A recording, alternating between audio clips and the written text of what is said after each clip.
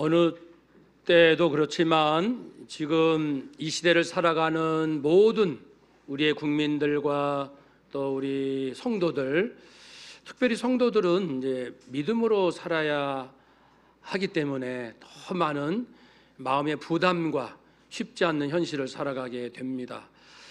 지금까지도 힘겹게 그러나 열심히 살아와서 또 주의 은혜로 많은 복을 받았지만 앞으로도 우리가 어떤 복을 받으며 살까? 우리 대한민국 경제적으로 더 부강하게 될까? 통일이 될까? 굉장한 혼란이 와서 후진국으로 후퇴할까? 우리 자녀들은 우리 가정, 우리 교회, 한국교회 여러 가지 우리 생각들이 정말 많습니다. 그런데 우리는 참 감사한 것이 하나님을 믿고 있잖아요. 모든 것을 창조하시고 그리고 다스리시는 그분, 절대자, 참 인격적인 선하신 그 하나님 여호와 하나님을 믿고 있다는 것, 알고 있다는 것, 그분을 사랑하고 있다는 것, 그분의 은혜 가운데 있다는 것이 최고의 축복인 줄로 믿습니다. 또한 항상 모든 것 결정할 때 그때마다 쉽지 않고 헷갈리고 이쪽 결정하면 저쪽인가 불안하고 또 이쪽으로 하면 저쪽인가 또 마음이 편치 않는 게 평생 결정해야 될 일인데 다행히도 우리에게는 하나님의 말씀, 하나님의 뜻, 섭리 그리고 그 인도하심이 무엇인지를 그래도 잘 깨달을 수 있는 축복을 받았어요. 성경이 우리 안에 있다는 것, 이것처럼 위대한 축복이 어디 있습니까? 그러니까 큰 복이 있고, 그리고 또한 이 성경의 주제, 성경의 핵심이 뭘까라고 할 때 바로 예수 그리스도이시죠. 그래서 구약은 오실 메시아 구세주 예수 그리스도, 신약 성경은 그분이 오셨어요. 다시 오셔요 라고 말씀해 주시니까 하나님 전능자께서 이 온 인류를 역사를 다스리시는 그 하나님의 그 뜨거운 심장을 그리스도 예수 그리스도 그분 중심으로 우리가 모든 이제 만유 존재하는 모든 것을 이해할 수 있게 됐으니까 우리 얼마나 복된 사람인지 알 수 없어요. 그래서 오늘은 특별히 예수님을 잘 알고 싶어요. 한번 더 합시다. 하나님, 예수님을 잘 알고 싶어요. 아멘. 알면 아는 만큼 잘 들어봅시다. 예수님을 잘 알면 아는 만큼 남편 대하는 태도가 달라집니다. 아내 대하는 태도 달라집니다. 부모, 자녀, 친척, 친구, 성도 대하는 마음의 자세와 태도가 달라지죠. 예수님을 잘 알면 아는 만큼 내 인생의 우선순위가 제대로 이제 정립이 되겠죠. 예수님을 잘 알면 아는 만큼 세상이 줄 수 없는 참된 기쁨과 평안이 가득하여 내 안에 기쁨과 평안이 가득하면 품을 수 있다는 거죠. 원수까지. 이런 사람이 바로 우리인 줄로 믿습니다.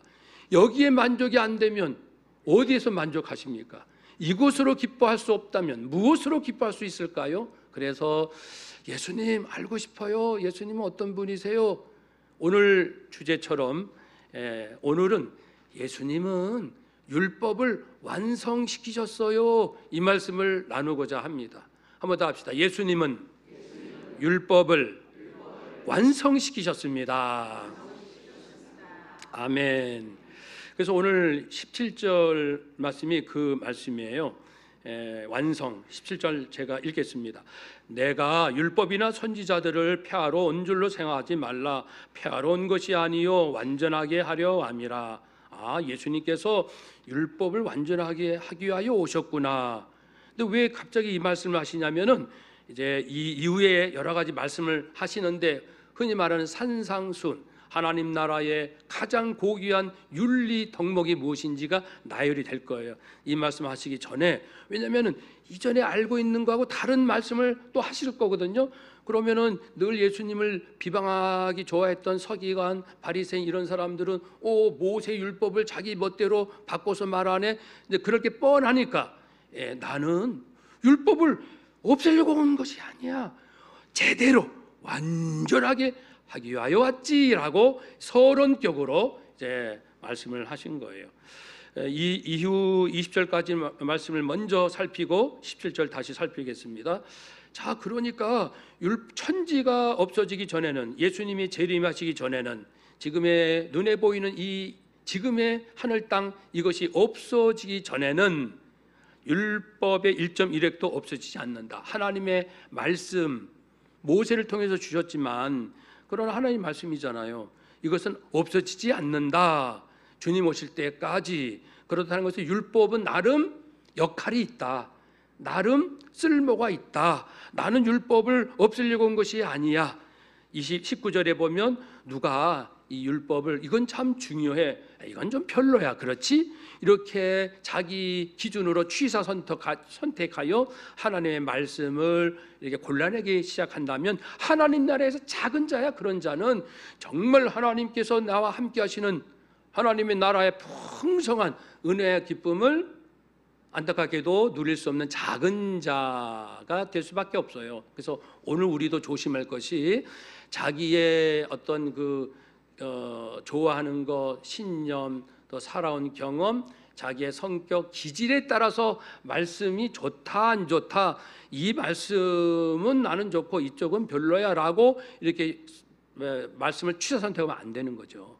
있는 그대로, 좀 불편해도 있는 그대로, 이런 세계가 있구나, 이런 가르침이 있구나, 이런 진리가 있었구나 라고 계속 우리는 받아들일 수 있는, 그자가 하나님 나라에서 큰 자, 하나님 나라는 내 안에 있다, 우리 안에 있지요.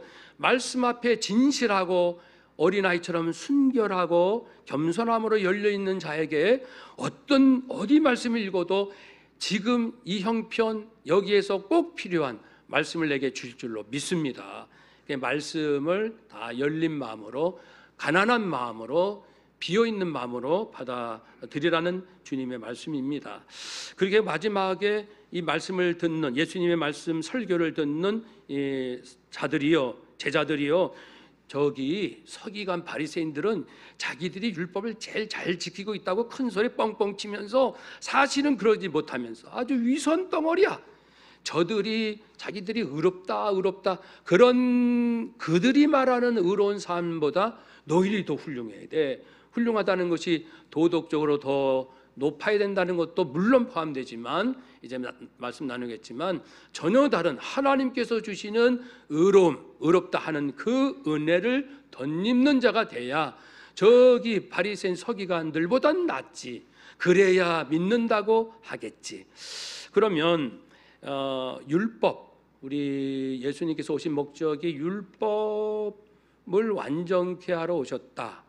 이 내용을 이제 성찬식과 함께 우리가 연결하며 은혜를 나눌 겁니다. 율법은 하나님의 모세를 통해 주신 말씀이니까 율법은 완벽해요. 율법은 정직해요. 율법은 진리예요. 성경의 그 모세오경, 선지서, 구약 전체까지 율법을 할 수 있는데 어느 하나 말씀도 빠뜨릴 수가 없습니다. 근데 이 말씀을 완전케 하러 오셨다. 첫째, 그것은 원래 주신 하나님의 그 의미가 훼손돼 가지고 그 사람들에 의해서 왜곡되고 변질된 부분을 바로 잡겠다. 예를 들면요, 보통 살인하지 마 그러면 실제 살인을 의미하는데, 예수님은 아니야, 마음에 누굴 미워해? 그거 살인이야. 음욕을 품었어? 간음이야. 금식해? 구제하고 기도하니? 남에게 보이려고 하는 것? 그건 이미 하나님 받지 않아. 오직 은밀하게 진실로 해야 돼. 눈에는 눈으로 보복해? 이에는 이로 갚고? 아니지. 원수를 사랑하라. 도리어 축복하고 그를 빌라, 복을 빌어주라. 그리고 내 진실을 입증하기 위해서 내가 맹세코 너무 맹세를 남발하지 마. 예스면 예스, 아니면 아니라고만 하면 되잖아. 왜 필요 이상으로 맹세를 남발하면서 슬쩍 아닌 것도 긴 것처럼 큰 소리 치느냐. 안식일이 왜 있지? 안식일 지키라 했는데, 아니 안식일이 우리를 위해서 하나님 주신 선물이지 우리가 안식일에 매어 끌려다녀? 아니죠. 안식일은 사람을 살리는 생명 회복의 날이니까 병든 자가 있으면 안식일에 병자를 고쳐야 마땅하지. 그 당시에는 못 고친다고 했거든요. 고치면 큰일 날 줄 알고 예수님을 비난했잖아요. 이처럼 또 제자들이 배고파서 이삭을 잘라 먹었을 때 먹을 수 있다라는 입장을 취하셨어요. 그러니까 안식일 지키는 건 좋은데 필요 이상 쓸데없는 것을 갖다 붙여가지고 정말 제대로 사람답게 살아나는 인생이 아니라 옥죄고 숨막히는, 그건 아니지. 그리고 이것을 먹어야 돼, 저것을 먹으면 안 돼라는 엄격한 식사법이 있지만, 그래서 나는 그거 지켰다 안 지켰다 그러지만 생각해 보면 우리가 입으로 먹는 그 음식이 나를 더럽게 하는가? 아니죠. 내 입에서 나가는 것, 내 안에서 나가는 게 뭐예요? 거짓, 그리고 모든 더러운 생각들, 입에서 계속 말이 나가죠. 그것이 나를 더럽게 하는 것이지 내 입에 들어오는 음식이 나를 더럽게 하느냐? 예수님 말씀하셨습니다. 이웃 사랑하라, 맞지? 그러나 원수까지 사랑할 줄 알아야지. 율법을 조목조목 지킨다는 것 좋지만 그렇다고 해서 진짜 지켜야 할 정의, 자비, 신실함을 놓친다면 그건 아니지. 그래서 진정으로 율법을 잘 지킨다, 율법이 무엇인지를 예수님께서 전부 이렇게 재해석을 해주시고 올바르게 길을 잡아주셨어요. 그래서 예수님은 율법을 완성케 하신 줄로 믿습니다. 두 번째, 예수님 자신이 율법에 완전히 순종하셨습니다. 100%. 문자 그대로도, 근데 잘못된 의미는 본래 의미를 회복해서 율법을 지켰으니 죄가 없으시다, 그런 뜻이죠. 한 번 더 합시다. 예수님은 죄가 없으십니다. 그러니까 100% 이제 율법을 율법을 지키셨다는 의미에서 율법을 완성하셨고요. 세 번째는 예수님께서 생명을 내어주셨잖아요. 왜 내어주십니까? 죄인들을 구원하시려고. 그런데 꼭 생명을 왜 내주십니까? 말씀으로 너 구원받았다 하면 되실 걸 왜 꼭 십자가에서 죽으십니까? 이유가 있지요. 죄인들 그 죄값을 어떻게 합니까? 죄값은 사망, 죽음입니다. 그러면 이 죽음은 하나님께 버림받는 것, 큰 죄든 작은 죄든 그 하나님 앞의 죄는 하나님께 버림받는 것이고 영원히 하나님과 함께 살 수 없다는 것입니다. 그런데 예수님께서 아버지, 내 핏값을 보시고 저들이 받아야 할 저주 심판을 내가 대신 받겠으니 저를 혼내주세요. 저를 저주해 주세요. 저를 심판해 주세요. 저에게 형벌을 내려주세요. 저에게 저주를 내려주세요. 예수님이 그러셨거든요. 그렇게 한 이유는 뭐죠? 하나님 앞에 용서받으려면 그 죄값을 치러야 되는데 그게 공의잖아요. 하나님의 공의. 그래서 하나님의 공의를, 율법은 죄를 지적하는 거잖아요. 이거 하라는 거 안 하면 죄예요. 하지 말라는 거 하는 것도 죄고요. 하나님을 섬기지 않는 것도 죄고요. 이 모든 죄값을 예수님이 대신 치르심으로 하나님, 죄인들의 죄값은 제가 치렀으니 하나님의 공의는 만족하시지 않습니까? 하나님의 공의에 충족이 되지 않습니까? 제가 받은 저주로 만족하소서. 제가 받은 심판으로 만족하세요. 그리고 나를 믿는 죄인들을 용서하세요. 이것이 이제 예수님께서 그 죄인들의 죄값을 치르심으로 하나님의 공의, 율법에서 계속해서 지적했던 그 죄값을 예수님이 단번에 다 해결하셨다. 하나님의 공의를 내가 만족시켰다라는 의미에서 율법을 이제 완성케 하셨고요. 그리고 이제 그러므로 이제 믿음으로, 진실한 믿음으로 예수님의 그 죽으심을 믿는 자, 약속대로, 새 언약 약속대로 영원한 생명을 얻도록 하셨다라는 의미에서 또 율법을 완성하셨고, 그럼 앞에 네 가지가 다 어디에서 나오는 내용이에요? 구약 성경에 이미 예언되고 예표로 안식이라든지 절기 또는 성전에 있는 여러 가지 그 떡상, 그리고 향단, 촛대, 그리고 이 언약궤 모든 거에 메시아가 오시는데 그분이 이런 일을 하실 거라고 다 암시하고 있거든요. 예표하고 있거든요. 어떤 것은 직접 예언도 하고요. 유월절, 오순절 다 오실 메시아의 어떤 거룩한 성품, 사역, 그리고 그분의 뜻을 알려주는 내용이라는 겁니다. 구약에. 구약에 온통 예수님께서 말씀하신 것처럼 구약은 나에 대해서 증언했다. 그러니까 예수님께서 살아가시는 모든 삶으로 구약에 예표되고 예언됐던 것이 완전히 예수님의 삶에서 성취가 되셨다.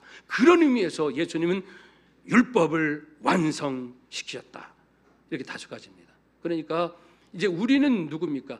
예수님 덕분에 내 죄감이 용서받고 그리고 절대 진리라는 것이 입증됐잖아요. 예수님은 이 모든 율법을 완성시키신 분, 예언을 성취하신 분, 하나님의 그 뜻, 그 자체, 그분, 진리. 그러면 정치하는 분도, 경제하는 분도, 자녀 키우는 엄마 아빠들도 더 이상 우리에게는 혼란이 없잖아요. 예수 따라가자. 한 번 더 합시다. 남은 인생 예수님을 따릅시다. 진리를 따릅시다. 예수 생명, 예수 사랑 덧입읍시다. 그렇게 승리하시기를 주의 이름으로 축복합니다. 아멘. 기도합니다.